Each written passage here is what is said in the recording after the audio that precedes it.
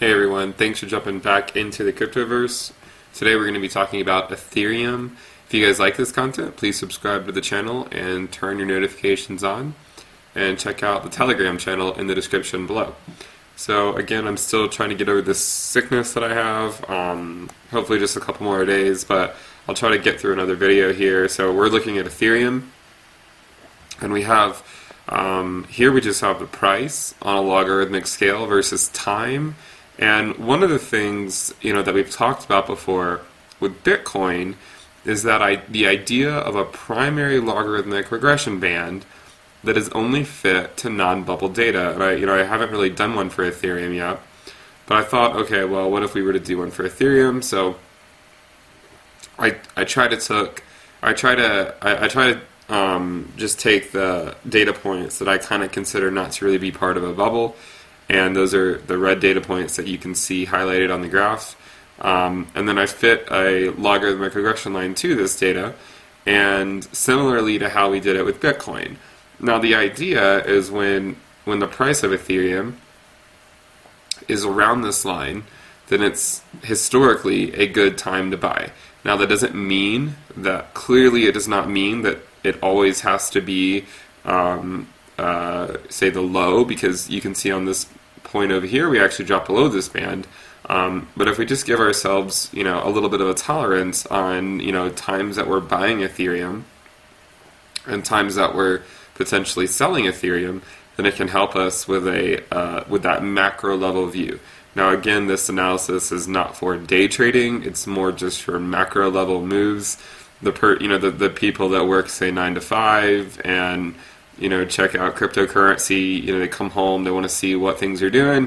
Oh, Ethereum is in this band down here. Okay, I'll keep dollar cost averaging. Oh, is the price of Ethereum, $2,000 in a couple years? I might want to hold off on buying. Maybe I'm selling if I haven't already started. So this is the general idea behind this type of analysis. Now, it's kind of dangerous with Ethereum just because we haven't actually had nearly as much price data as with Bitcoin. So Bitcoin, we have 11 years, or say 10 years of reasonable data. With Ethereum, we don't really have that much great data. I mean, we go back until, sometime in 2015. So, not even a full 5 years.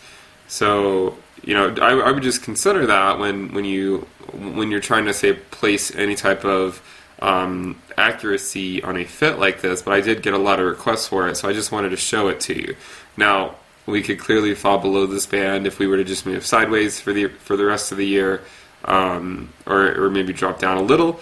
But again, if we maintain the logarithmic regression curve that fit this data over here back in 2015, this data over here back in late 2016 and early 2017, and then the data at the end of 2018, early 2019, and then now in late 2019, early 2020, if we were to continue that upward trend, then you can see that our base valuation price it would steadily be increasing, and by the end of, or say by 2021, so say by January 1st, 2021, if we were on that line, then the price of Ethereum would be $300.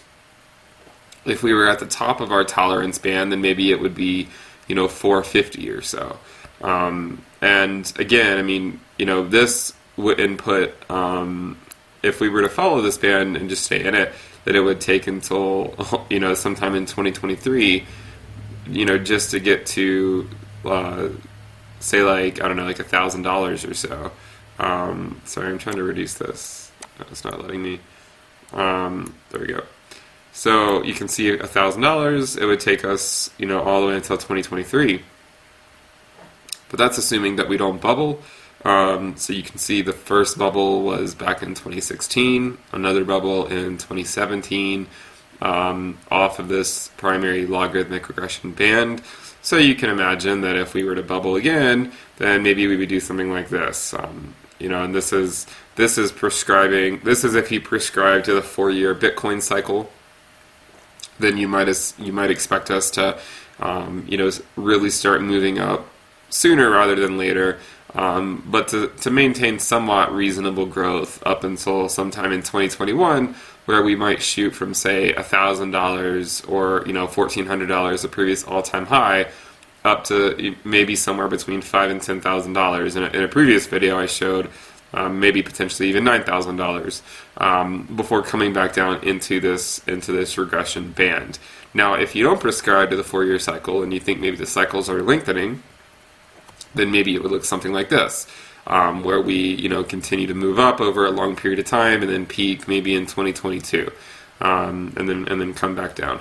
Now, the point is again, it's not really relevant when we do peak. It's just a matter of being ready when it happens.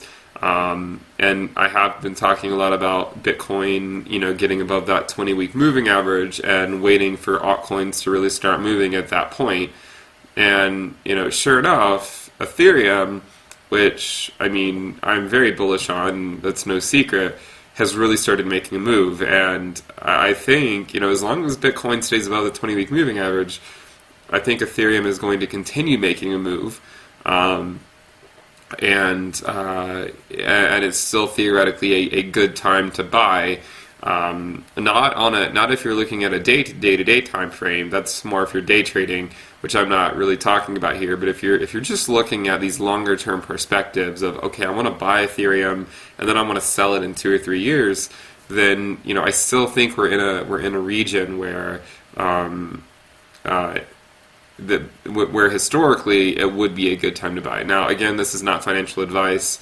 This is just how I read the markets. I'm not a day trader. I just look more at the long-term macro level views.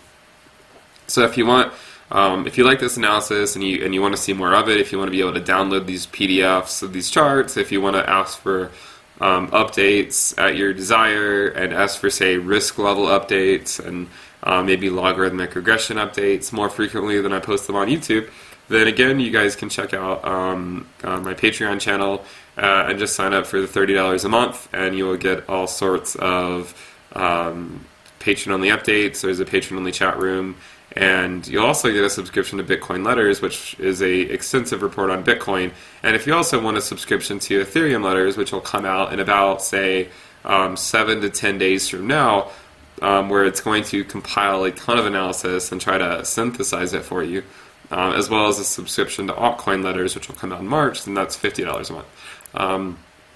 So if paying for this type of stuff isn't really you, then that's fine. Continue to enjoy the free content.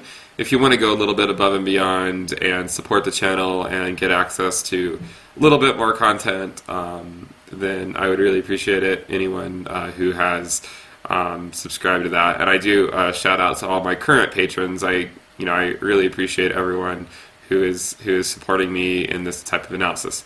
So again, I hope you guys enjoy this content. We will continue to try to make videos. Hopefully I'm getting close to the end of being sick. I know it was about 4 or 5 days that I went without posting a video. So I just want to, I appreciate everyone that was patient for these videos to really start coming back out, and I'll try to continue to roll them out. So again, if you guys like this content, please subscribe and check out the Telegram channel and Discord in the description below. Alright guys, bye.